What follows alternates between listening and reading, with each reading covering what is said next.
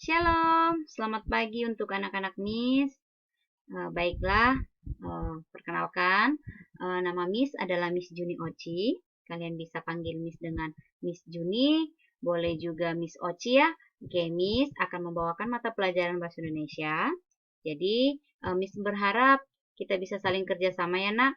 Jadi, untuk pembelajaran Bahasa Indonesia, jika ada pertanyaan mengenai materi-materi yang Miss paparkan ya, apalagi kalau kamu tidak mengerti dengan materi itu, kalian boleh tanyakan sama Miss. Itu dia ya. Oke, baiklah. Untuk hari ini pertemuan pertama ya di pembelajaran Bahasa Indonesia, kita mau bahas mengenai bab pertama. Bab pertama itu kalian boleh buka buku paket kalian ya. Dibahas mengenai teks deskripsi. Ya, jadi bab pertama ini kita akan menjelaskan mengenai teks deskripsi. Apa itu teks deskripsi?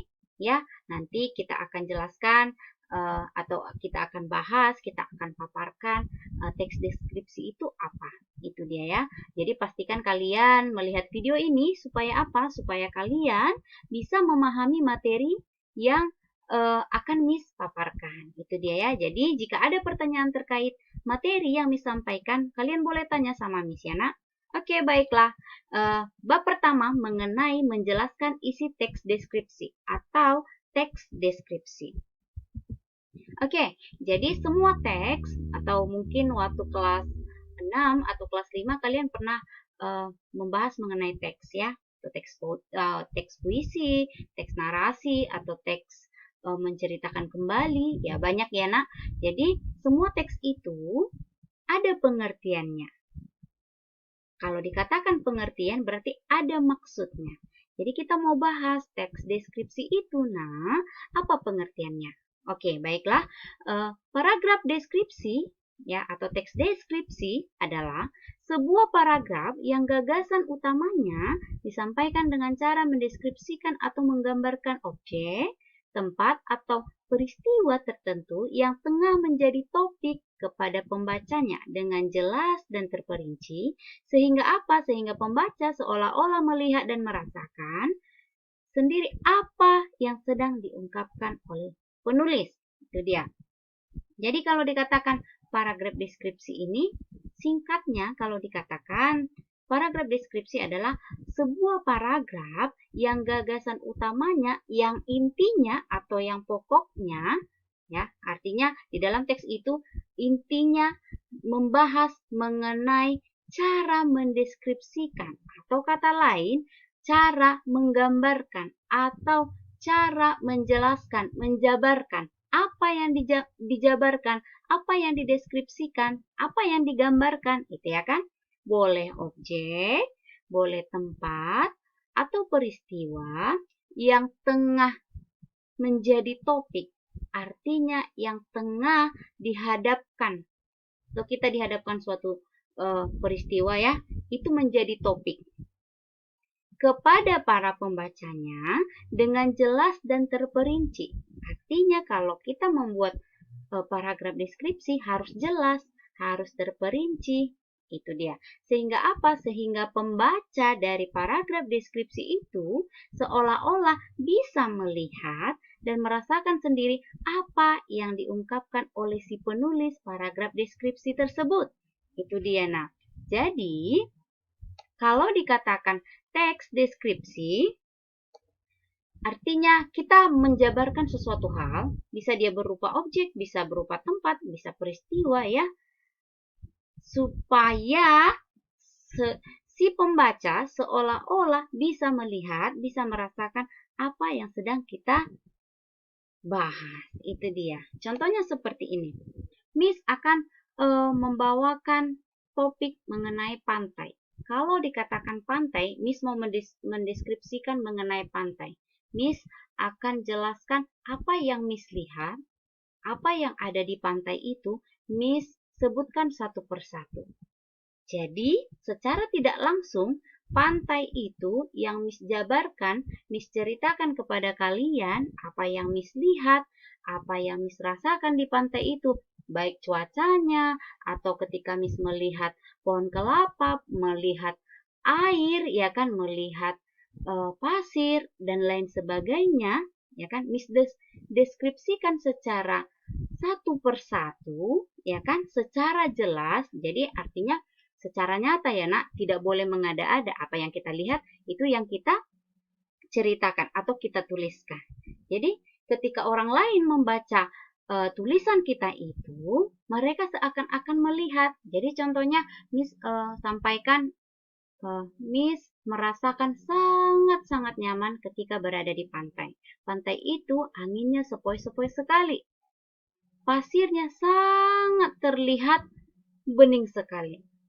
Dan ketika saya sedang berada di pantai, saya merasa udara itu seakan-akan menusuk kulit saya. Jadi, kalau kalian mendengarkan cerita dari Miss itu, kalian kan seolah-olah melihat. Pasti seolah-olah merasakan, oh iya ya, oh yang disampaikan Miss Oci tadi, bahwa pantai itu anginnya seperti ini, oh ada pasir, ada ini. Jadi itu dia teks deskripsi secara tidak langsung, ya kan, apa yang kita deskripsikan, apa yang kita gambarkan, orang lain bisa merasakan seakan-akan mereka ada di posisi itu. Itu dia teks deskripsi. Jadi ingat ya, itu dia teks deskripsi, itu dia pengertiannya.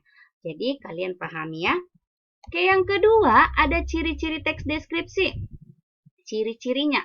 Ya, yang pertama menggambarkan atau melukiskan sesuatu secara sejelas-jelasnya.